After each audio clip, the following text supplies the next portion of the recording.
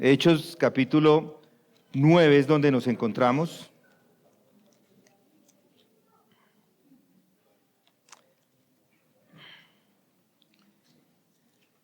Y vamos a iniciar haciendo la lectura desde el versículo 32. Vamos a leer desde el 32 hasta el 43. Mientras Pedro viajaba por todas aquellas regiones, vino también a los santos que vivían en Lida. Allí encontró a un hombre llamado Eneas, que había estado postrado en cama por 8 años porque estaba paralítico. Y Pedro le dijo: Eneas, Jesucristo te sana.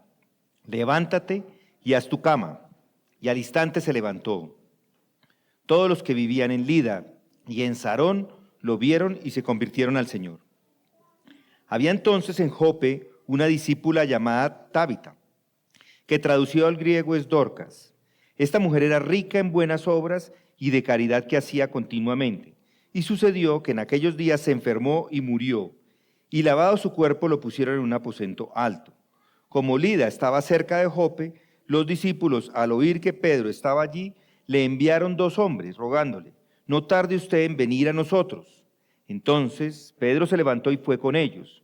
Cuando llegó, lo llevaron al aposento alto, y todas las viudas lo rodearon llorando, mostrando todas las túnicas y ropas que Dorcas solía hacer cuando estaba con ellas. Pero Pedro, haciendo salir a todos, se arrodilló y oró, y volviéndose al cadáver dijo: Tabita, levántate. Ella abrió los ojos, y al ver a Pedro se incorporó. Y él le dio la mano y la levantó, y llamando a los santos y a las viudas, la presentó viva. Esto se supo en todo Jope, y muchos creyeron en el Señor. Pedro se quedó en Jope muchos días con un tal Simón, que era curtidor. Vamos a orar. Padre, gracias te damos por este momento que nos das para poder leer tu palabra, explicarla y poder aplicarla a nuestras vidas. Te pedimos, Padre, que nos ayudes a hacer exactamente eso, que las palabras que salgan de mi boca lleguen de la manera que tú quieres que lleguen al corazón de mis hermanos y que puedan ser transformados, que puedan aplicar tu palabra a sus vidas. Y esto te pedimos en Cristo Jesús. Amén. Si notaron, al abrir este texto, vemos que es un texto muy importante. Aquí vemos un cuadro espiritual que Lucas quiere que nos demos cuenta. La iglesia, recuerden, ha salido de Jerusalén. Las multitudes, los números y la emoción de ese comienzo ya no están. Ya no es lo mismo como era antes. Ahora, en la providencia de Dios, la cámara, es como si tuviéramos una cámara, que la cámara estuviera en el rostro de 2 personas que son ignoradas por todo el mundo. Uno de ellos es el paralítico de Lida y la otra es la viuda, una viuda servidora en Jope. ¿Por qué? La respuesta es porque el Cristo resucitado decide mostrarnos cómo es que avanza su evangelio. Él nos muestra acá que su evangelio no avanza simplemente con discursos poderosos ante multitudes, sino por un ministerio personal, un ministerio santo, escondido, que exalta su nombre, que se arrodilla y ora, que rompe los prejuicios y que precisamente por eso sacude regiones enteras. Hermanos, en nuestra época vemos que la gente está fascinada por todo lo que sea grande. Grandes conferencias, entre más números en la conferencia, mejor. Mañana vamos con Ricardo a una conferencia y estamos muy animados porque hay 2,100 personas. ¿Y qué? Eso es porque lo que hace que las personas se animen hoy día. Grandes conciertos en un estadio, grandes resultados. Pero Hechos 9, 32 al 43, como les acabo de leer, nos obliga a hacernos una pregunta. ¿Qué piensa Cristo del tamaño? ¿Qué mide Él como el verdadero avance al Evangelio. Observe lo que tenemos acá. Está hablando de Lida, un lugar, Sarón, Jope. Esos pueblos son los más pequeños en el mapa. Eneas es un hombre postrado por 8 años, un paralítico. Tabita, una discípula que cose túnicas para las viudas. Y el otro, un curtidor, con un oficio despreciado. Y sin embargo, noten el versículo 42, dice, muchos creyeron en el Señor. ¿Cómo se explica esto? Aquí está la tesis de este pasaje. El Cristo resucitado extiende su reino de forma personal. Antes, un día, ahí en Hechos 2, se convirtieron 3,000 personas, pero ahora es personal. Y noten, además la transición. Aquí vemos la transición de un ministerio que está realizándose aquí en el capítulo 9 y vemos la transición al capítulo 10, porque Lucas está preparando en el capítulo 9 el ingreso formal de los gentiles al pueblo de Dios, es decir, Cornelio del capítulo 10 que vamos a ver más adelante. ¿Y cómo es que prepara Dios a este siervo Pedro? No le da un nuevo método, sino puliendo su corazón. Por eso, antes de que él pueda entrar a Cesarea, Pedro tiene que entrar a una casa humilde en Jope. Antes de poder predicar a un centurión tiene que tomar la mano de una viuda. Y antes de ver a los gentiles nacer de nuevo, tiene que hospedarse con un curtidor que olía a impureza para los suyos. ¿Quién ha estado en San Benito? Aquí en Bogotá, ¿alguien? 2, mi esposa, 3, 4. Allí huele, porque están todas las curtiembres y eso es de lo más sucio, porque tiene que coger todos esos cueros, quitarle toda esa carne, eso huele terrible. Y lo peor no es eso, lo peor es que para los judíos es todavía más sucio, porque ellos lo peor para ellos es porque estas personas trataban con animales muertos, y eso tampoco era aceptado para un judío. Entonces, ¿qué es lo que quiere Dios enseñarle aquí? El Señor no los lleva a grandes ministerios sin antes formarlos, y es lo que estamos viendo acá. Formarlos en obediencia sencilla, una obediencia sencilla que puede hacer un estudio bíblico, una persona que va a hacer un estudio bíblico y le llegan 2. De hacer ministerio a hombres ignorados o de la oración de rodillas. Fíjese lo que está pasando acá. Cómo el Espíritu Santo resalta lo esencial de ese ministerio fiel y personal. Primero, participando. Noten lo que hace aquí en el versículo 32. Pedro viajaba por todas aquellas regiones. El verdadero pastor, el verdadero ministro, el verdadero siervo no administra desde lejos. Camina, va, busca. Algunos se han vuelto sedentarios espirituales, ¿cierto? ¿No es así? Muchos se quedan en casa esperando a ver si alguien se aparece para hablarle el evangelio, o atados a una agenda, pero en realidad lejos de la gente. No es así. Y segundo, vemos la exaltación de Cristo, versículo 34, y Pedro le dijo a Eneas, Jesucristo te sana, levántate y haz tu cama. No hay nada personal acá. No hay una fórmula, no hay espectáculo. La voz del apóstol es simplemente la proclamación de quién es el Salvador. ¿Cuánta necesidad tenemos de desprender el protagonismo religioso para poder regresar a esta invisibilidad? Y tercero, vean la disponibilidad, versículo 38. Como Lida estaba cerca de Jope, los discípulos, al oír de Pedro, que estaba allí, enviaron 2 hombres rogándole, no te tardes en venir a nosotros, no te tardes en venir. ¿Y qué pasó? Él fue con ellos. El amor bíblico se mide por interrupciones aceptadas. ¿Qué tan interrumpible es su día? ¿Qué tanto? Y cuarto, una devoción de rodillas. Noten el versículo 40. Más Pedro, haciendo salir a todos, se arrodilló y oró. Antes de decir, Tabita, levántate, ¿qué hizo Pedro? Oró, habló con Dios. La oración no es un adorno al ministerio, es lo que hace posible el ministerio. ¿Cuánto del agotamiento ministerial que sentimos hoy es fruto de hablar con personas y no de hablar con Dios? Y quinto, vemos un fruto, versículo 42, y esto se supo en todo Jope y muchos creyeron en el Señor. Esto no es admiración por el apóstol, esto es conversión, esto es volverse al Señor, es cambiar de rumbo y abrazar a Cristo. Y luego sexto, vemos la libertad de los prejuicios, versículo 43. Y Pedro se quedó en Jope muchos días con un tal Simón curtidor. Se quedó con él, el curtidor. Dios está quebrando aquí uno por uno las barreras de ese corazón judío. Todo para que esa gracia llegue también a los gentiles. Y yo les pregunto, ¿qué muros culturales, sociales, qué denominaciones le impiden que el evangelio llegue a las personas que usted desprecia?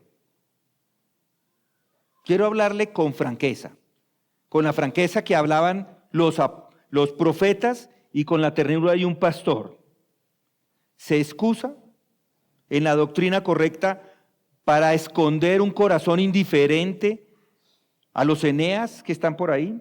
¿O prefiere estar escuchando los grandes predicadores o asistiendo a cada conferencia antes que ir a la habitación de las viudas? El texto es un texto que nos confronta y nos confronta principalmente a aquellos que estamos en el ministerio, pero yo creo que esto es para todos porque todos de una u otra forma estamos en el ministerio. Porque vemos que el poder que levanta a un paralítico y el poder que resucita a una sierva no está en estrategias ministeriales, no son los grandes eventos que se hacen en la iglesia lo que trae las personas a Cristo, sino es un siervo predicando a Cristo exaltado y de rodillas con hermanos solicitándole a Dios que lo salve. Observen el orden: primero Lida, una cama tendida, luego en Jope una difunta levantada y después en Cesarea gentiles naciendo de lo alto. Y si observan, lo que hace el Señor es que entrena a su siervo en lo secreto para poderlo usar en lo público. Yo le pregunto, ¿anhela ver a Dios abrir puertas imposibles en el lugar donde usted está, en su localidad, en el trabajo, donde se desempeñe? Vuelva a la cama de Eneas, suba al aposento de las viudas, hospédese con Simón el curtidor. Es allí donde el Señor forja el instrumento que Él mismo va a empuñar para usarle. Esta noche entonces le invito a entrar a este pasaje no como un observador de milagros, no como un asistente de iglesia que viene a escuchar la palabra, sino como un candidato a obedecer. Y no busque técnicas, porque no hay técnicas. Busque a Cristo, al Cristo vivo que reina y que actúa. Él no ha cambiado. Y si Él no ha cambiado, nosotros tampoco debemos cambiar. Hay que caminar hacia las personas. Hay que dirigirse a ellas por su nombre. Muchos dicen, yo los conozco a todos, yo sé, yo lo he visto en la iglesia. ¿Y cómo se llama? No sé. Las personas ni siquiera saben. Yo creo que muchos ni siquiera se saben el nombre de la persona que está aquí predicando todos los domingos. Ellos dicen, el pastor, todo el mundo, para esto es muy fácil, porque todo el mundo dice pastor, pero no saben el nombre, puede pasar. Bueno, muchos usamos aquí hermanos, el hermano, ¿cómo está, hermana? Porque es más fácil no saber su nombre. Eso es no poner atención. Eso es no estar ahí, dispuesto a ir a las personas, dispuesto inclusive a arrodillarse por las personas. ¿Está dispuesto a esperar fruto, a romper los prejuicios? Al final, el resultado no será qué gran iglesia, sino muchos creyeron en el Señor en ese lugar. Con esa convicción quiero que abramos el texto y vamos a seguir estos pasos del ministerio personal de Pedro. Participación, exaltación de Cristo, disponibilidad, devoción, fruto y libertad de prejuicio, ya se los he mencionado. Esto para que examine cada uno, o se examine de forma personal delante de Dios y clame: Señor, hazlo otra vez como lo hiciste en esos días, pero ahora hazlo con nosotros. Empecemos. Lucas dice: y mientras Pedro viajaba por todas aquellas regiones, vino también a los santos que vivían en Lida. Esa expresión es importante. Pedro no permaneció encerrado en Jerusalén o en su casa esperando que le llegaran las personas para que les explicaran acerca de Cristo. No, él no estaba satisfecho con su posición como apóstol. Tampoco se limitó a la gran escena pública de Pentecostés o el Sanedrín. Pedro, después de haber estado en lo público, él estaba viajando. El verbo en griego viajaba es mejor traducido pasaba a través por todas aquellas regiones. Él estaba pasando por todas las regiones. Eso sugiere un movimiento continuo. Era un ministerio itinerante de presencia pastoral, de cuidado cercano. Pedro no fue un administrador a la distancia, sino un pastor en movimiento. No fue uno que se quedó observando lo que estaba pasando alrededor de él. No, para nada, era un ministerio activo. Kistenmaker dice que Pedro descendió desde las regiones altas de Jerusalén y Samaria hasta los campos fértiles de Sarón, y no buscaba ciudades prominentes, sino comunidades de creyentes dispersos. Barrett, otro escritor, decía que Lucas aquí prepara el escenario para la apertura a los gentiles del capítulo 10. Primero, por el camino que pasa por Lida, un pueblo sin relevancia en la historia. Y con esto vemos que Dios no desprecia los lugares olvidados. Allí comienza a mostrar la amplitud de su gracia. Mis hermanos, el verdadero ministerio pastoral y el verdadero ministerio en general no es un ministerio sedentario, es un ministerio participativo. El siervo de Cristo se mueve entre la gente de Dios. Pedro, como apóstol, entendía que el rebaño no podía ser cuidado desde lejos. Y así como el buen pastor que conoce a sus ovejas, ¿y por qué las conoce? Porque está con ellas. Pedro se acercaba a los santos en el contexto donde ellos se encuentren. Martin Lloyd-Jones decía que la predicación fiel es inseparable de un conocimiento real de las personas. Uno no predica a multitudes abstractas, sino a individuos que sufren, que luchan, que esperan, y ese conocimiento solo se obtiene caminando entre ellos. ¿Cuánto nos habla esto hoy? El ministerio no se mide por la cantidad de eventos que hacemos, o por la cantidad de sermones a los que les ponen likes, o por la cantidad de frases que de pronto pone alguien en el Face y pone una frase muy linda y todo el mundo like, muy bonito, muy bonito, muy bonito. El Espíritu Santo nos recuerda que el avance del Evangelio comienza con un hombre de Dios que se levanta de su comodidad, sale de su círculo y visita a los santos. Y no con programas sofisticados, sino con su presencia real. ¿Cuánto de su ministerio? Porque, pues yo les pregunto, todo el mundo tiene que tener ministerio si es hijo de Dios. ¿Cuánto de su ministerio está haciendo en la calle, en las casas, en los barrios, en donde usted esté, en un hospital, en donde esté? ¿O ha reducido su ministerio a lo que ocurre el domingo? Yo hago ministerio el domingo. A mí lo que me toque el domingo, pero ahí en la semana ya no hago más. Pedro nos está mostrando otra cosa. El ministerio apostólico se caracteriza por caminar entre las personas, por estar disponible, por participar. Hay creyentes que se sienten en realidad aislados, invisibles. Lo que necesitan no es un evento más, sino un hermano que se siente con ellos en su sala, que ore en su mesa, que comparta de su necesidad. ¿Está usted dispuesto a dejar el escritorio e interrumpir su agenda para hacerse presente como Pedro? Un profesor del seminario nos contó que alguien en su iglesia visitó tras la muerte de su madre a un asistente y no dijo nada especial, no trajo ningún discurso preparado, simplemente se sentó, oró y escuchó. Y para esa persona esa visita fue memorable. Más memorable que 10 sermones dominicales.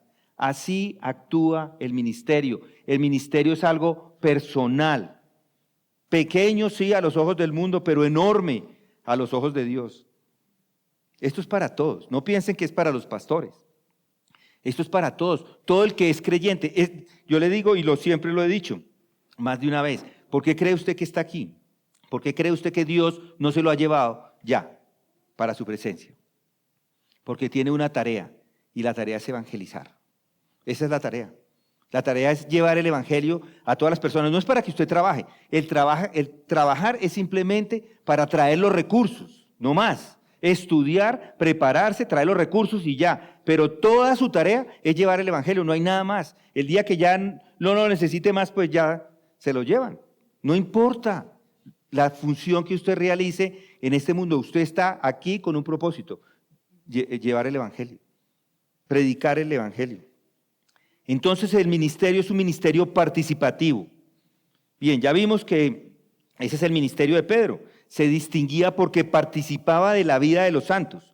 No dirigía desde lejos, sino que estaba en medio de ellos. Y es precisamente en ese caminar sencillo que Dios abre las puertas para que la gente sea convertida. Y segundo, en el ministerio de Pedro se exaltaba a Cristo. Él nunca se exaltó a sí mismo. Ahí vemos en los versículos 33 y 34, allí Lucas nos dice, allí encontró a un hombre llamado Eneas, que hacía 8 años que estaba en cama paralítico, y le dijo: Pedro, Eneas, Jesucristo te sana, levántate, haz tu cama, y al instante se levantó. Esta escena es breve, pero es profundamente reveladora. Pedro se encuentra con un hombre cuya vida había estado marcada por la impotencia, no se podía mover. 8 años paralizado, dependiente, limitado. Piensen en el hombre.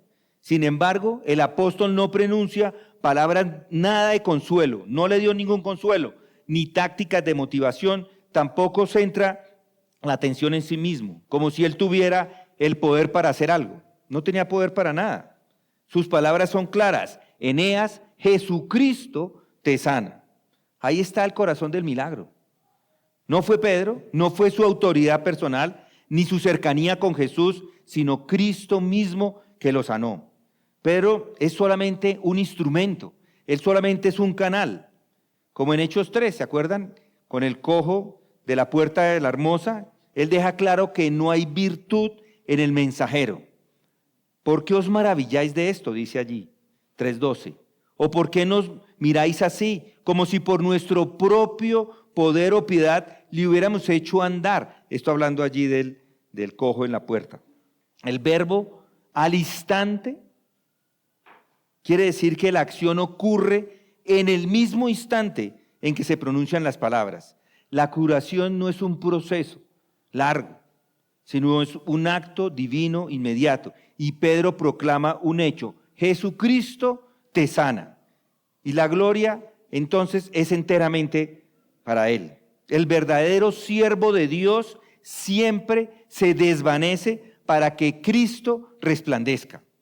Es como las gafas. Piensen en las gafas que nos ponemos.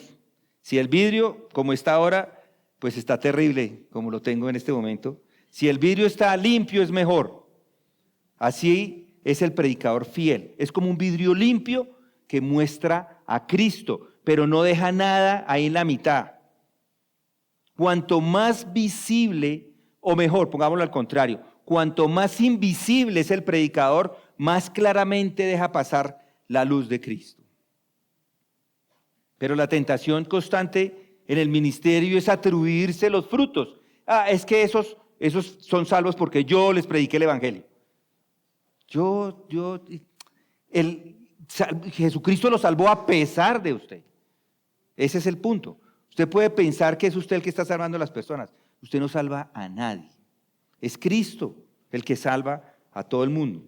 Y Pedro nos enseña que todo poder, toda eficacia, toda obra espiritual viene de Cristo y que nuestra función, nuestra misión es llevar al pueblo hacia Él, no hacia nosotros. No son mis discípulos, son los discípulos de Cristo. ¿No es así? MacArthur dice que los milagros en Hechos no son espectáculos para la fama de los apóstoles, sino señales que dirigen a Cristo y confirman el Evangelio. El énfasis nunca está en el sanador, sino en el Salvador. Hermano, ¿cuánto necesitamos escuchar esto en nuestro contexto?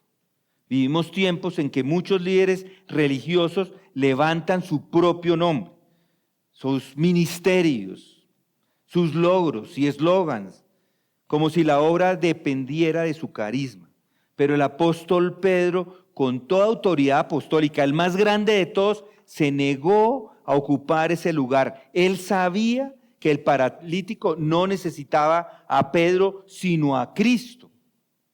De la misma manera, la congregación no lo necesita a usted como superhombre o como supermujer, sino como un testigo fiel que proclama: Jesucristo te sana, Jesucristo te salva, Jesucristo te transforma.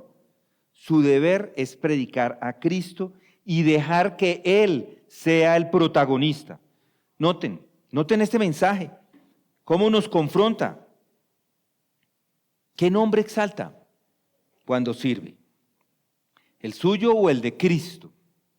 Cada palabra que dice, cada consejo, cada oración debe dejar la impresión de que no se trata de usted, sino que se trata de Cristo. Recuerdo el caso de un hombre atribulado que fue consolado profundamente por la oración de su pastor. Más tarde, cuando le preguntaron por qué le había impactado tanto, él dijo: no fue lo que el pastor me dijo, sino que sentí que Cristo mismo estaba hablándome a través de él. Así es, eso es lo que importa. Ese es el verdadero éxito del ministerio, que al final la gente no recuerde al mensajero, sino que recuerde al Salvador. Ya hemos visto algo del ministerio de Pedro. Tercero, el ministerio de Pedro produce fruto. Noten el versículo 35. Lucas, en este episodio dice, el versículo 35, dice: todos los que vivían en Lida y Sarón lo vieron y se convirtieron al Señor. Esto no es un detalle secundario, sino es el verdadero propósito de ese milagro. El énfasis no está aquí en la sanidad, sino en la conversión, en el resultado espiritual, en la conversión de muchos al Señor. Y esa noticia se propagó rápidamente, desde esa pequeña comunidad de Lida hasta la fértil llanura de Sarón, una ciudad famosa por su productividad, una tierra de abundantes frutos, pero también donde el evangelio producía fruto espiritual. Multitudes se volvieron en su corazón a Cristo. Y los comentaristas dicen que ese verbo "se convirtieron" es una palabra que se utiliza en Hechos para descubrir conversiones genuinas, un giro completo. Una conversión genuina es una transformación total. Nadie puede seguir siendo la misma persona una vez que se ha convertido. Una vez pensaba así, ahora piensa completamente diferente. No es solamente admiración superficial, no es solamente una admiración o emoción pasajera, sino es un cambio de vida, es una nueva dirección espiritual. Eso es lo que es una conversión. Aquí se confirma que el patrón que atraviesa todos los milagros que vemos allí, tiene el mismo propósito, el mismo fin. Son hechos para que las personas crean en el Evangelio. La obra de Cristo a través de Pedro no es un espectáculo simple así o un alivio temporal. El objetivo de él es la salvación eterna. Mis hermanos, el Evangelio auténtico nunca se queda en impresionar ni en mejorar un poco la vida presente. Es un evangelio que confronta a las personas con Cristo resucitado y les llama a rendirse a ellos. Esta señal milagrosa es como el dedo que apunta a Cristo. Él era el objeto, es Cristo. Mírelo a Él, este milagro, pero mírelo a Él. Esto es lo que Él acaba de hacer en su vida, pero es a Él al que debe mirar. Él es el objeto al que debe dirigir todas las miradas. Es Jesús mismo. MacArthur dice que este pasaje subraya la centralidad de la predicación y el testimonio. Las dos cosas van de la mano. El milagro abre el corazón, pero lo que produce la fe es la verdad del Evangelio. Así que de esta forma, la iglesia no crece por estrategias humanas ni por emociones, sino porque Cristo mismo atrae a los suyos por medio de su palabra. Qué lección, ¿no? Para la iglesia hoy.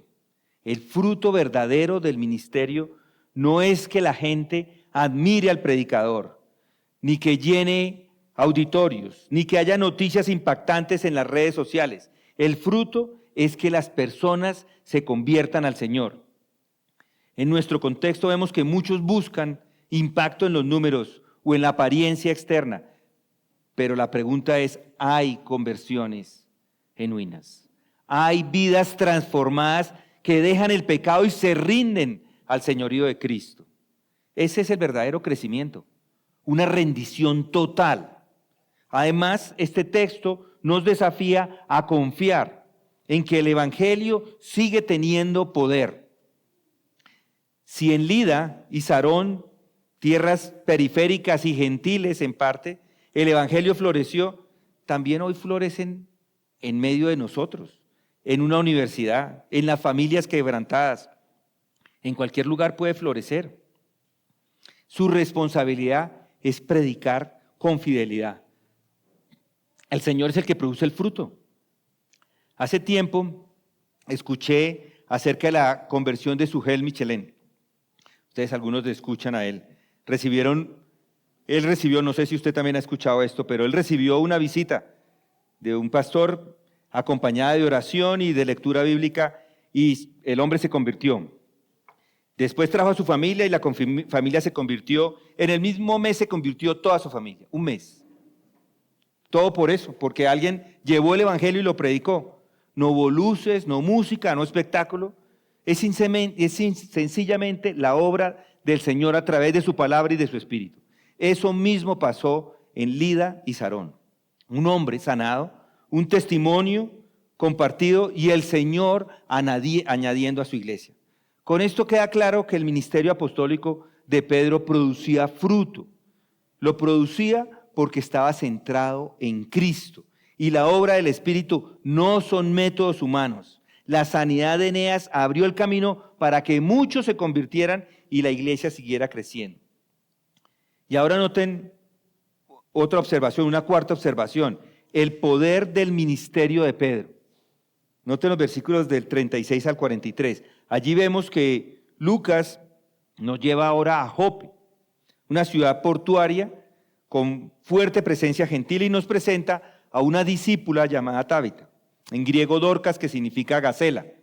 Se le describe como una expresión única en el Nuevo Testamento. Allí la vemos como una discípula. Ella vivía su fe con actos concretos. Esta mujer era rica en buenas obras y de caridad que hacía continuamente. Eso dice el versículo 36. No era una figura pública, era cualquiera, una persona. No era un predicador, no era un líder. Era una vida que estaba marcada por compasión práctica hacia los pobres, especialmente hacia las viudas. De repente, Tabita cayó enferma y murió. Y los creyentes, conmovidos, esperanzados, lavaron su cuerpo, lo colocaron en un aposento alto y sabían que Pedro estaba en Lida, que es más o menos a unos 15 kilómetros. Mandaron 2 emisarios a buscarlo con urgencia y le dijeron, no tardes en venir a nosotros. Versículo 38, Pedro llega y encuentra la escena con profundo dolor. Viudas llorando, mostrando las túnicas y vestidos que Tabita había hecho. Era un velorio lleno de lágrimas, pero también de testimonios de amor de una mujer cuya fe se había traducido en servicio. Entonces Pedro, siguiendo el modelo de su maestro, hizo salir a todos, se arrodilla y ora. Y luego vuelve hacia el cuerpo y le ordena, Tabita, levántate. Y ella abre los ojos, mira a Pedro y se incorpora. Y él la presenta viva a los santos y a las viudas. Y el resultado, y esto se supo en todo Jope y muchos creyeron en el Señor. Versículo 42. Aquí encontramos la manifestación suprema del poder de Cristo resucitado. No solo sana, sino que da vida. Este milagro nos recuerda a Elías y a Eliseo, ¿no es así? Primera de Reyes 17:2 y Segunda de Reyes 4. Y sobre todo nos recuerda el mismo Jesús cuando resucitó a la hija de Jairo y a la hija de la viuda de Naín. Lucas quiere dejar en claro que Cristo sigue actuando a través de los apóstoles y Pedro no está obrando en su propia autoridad. Él se postra en oración, es lo primero que hace, reconociendo que el poder viene del Señor.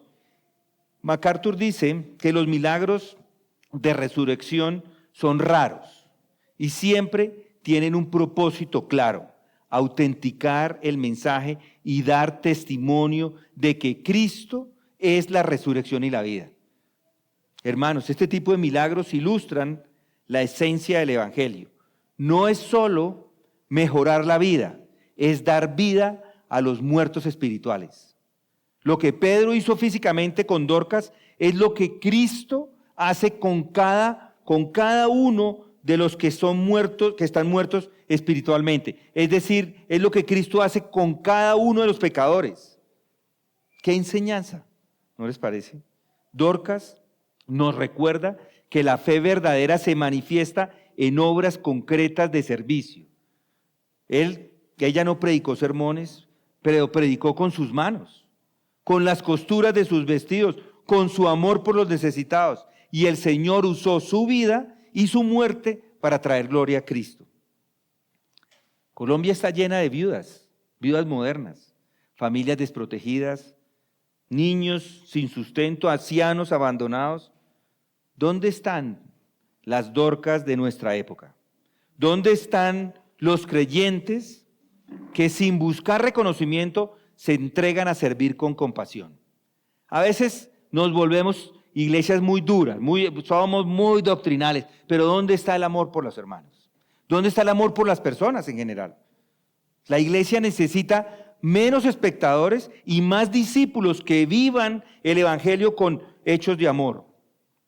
Y al mismo tiempo, este pasaje nos consuela frente al dolor de la muerte. La escena del aposento alto con el cuerpo de Tabita rodeado de llanto es muy cercana a nuestras experiencias en velorios y funerales. Pero aquí el Señor nos recuerda que Él tiene el poder sobre la muerte. Aunque hoy no resucite físicamente a nuestros seres queridos, nos asegura que todos los que mueren en Cristo van a resucitar en gloria.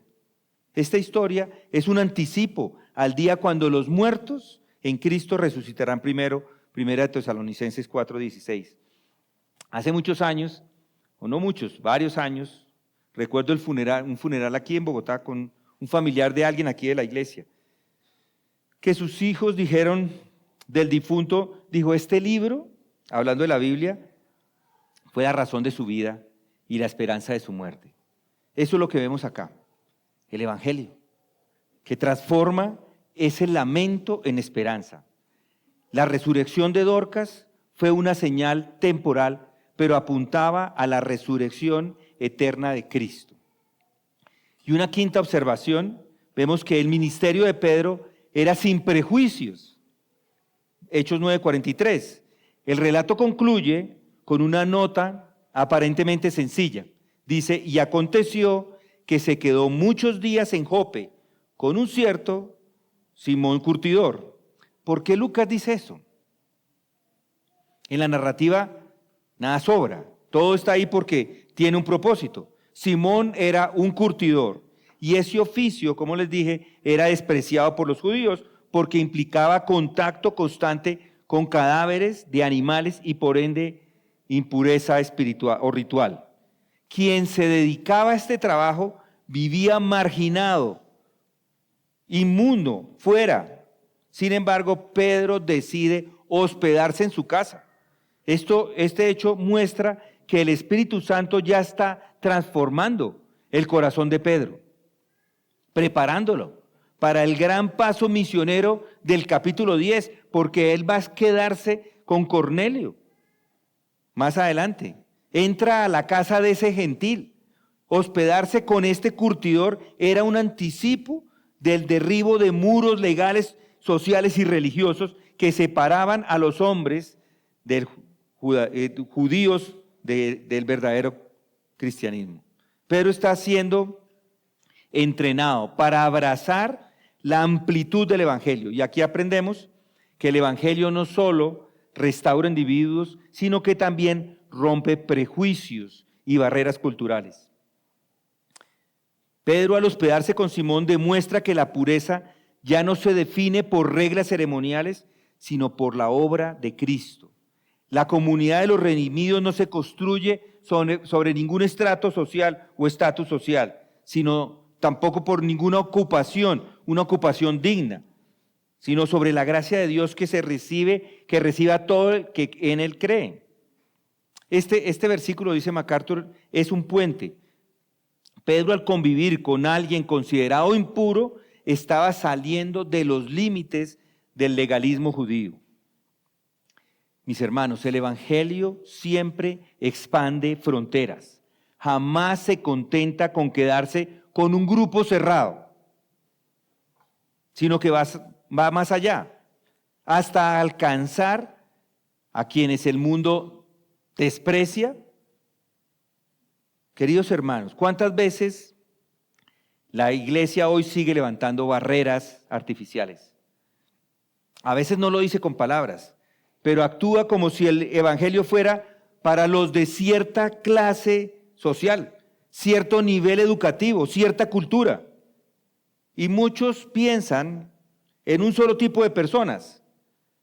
Es que estos son los de mi clase social, porque con ellos me siento más cómodo, ellos son de mi estrato, yo soy estrato 3, entonces yo estoy con los de estrato 3. Y los del 6 dicen, entonces yo estoy con los del 6. Mis hermanos, esto no es de ricos ni de pobres, es para todos. No debe haber ningún tipo de distinción. ¿Cuánto necesitamos recordar eso? Pedro se quedó en la casa del curtidor. Nosotros como iglesia estamos llamados a abrir nuestros hogares, a abrir nuestros corazones, incluso a los que el mundo rechaza. Incluso, como hablaba hace unos minutos con un hermano, que rechazan el evangelio. No, es que los de acá son muy católicos. ¿Qué importa? Los de este lugar son tal cosa. ¿Qué importa? Es hablar con todos, sin distinción. No importa. No importa en dónde se encuentren. El evangelio no tiene favoritismos. En Cristo hay lugar tanto para el empresario como para el obrero, tanto para el académico como para el campesino, tanto para el de familia respetable como aquel que llega con un pecado marcado en su familia por años. La iglesia es el espacio para todos, para absolutamente todos, porque todos pueden encontrar la gracia transformadora de Cristo. Recuerdo la historia de un hombre de Santa Marta. Durante años, nadie quería saber de este hombre porque acababa de salir de la cárcel. Pero un día, ese hombre empezó a contar su testimonio de cómo Cristo lo había salvado. Y hoy es el que dirige estudios bíblicos en su comunidad. Y muchos lo respetan como un padre espiritual. Esa iglesia aprendió lo mismo que Pedro en Jope. El evangelio derriba las barreras del prejuicio humano.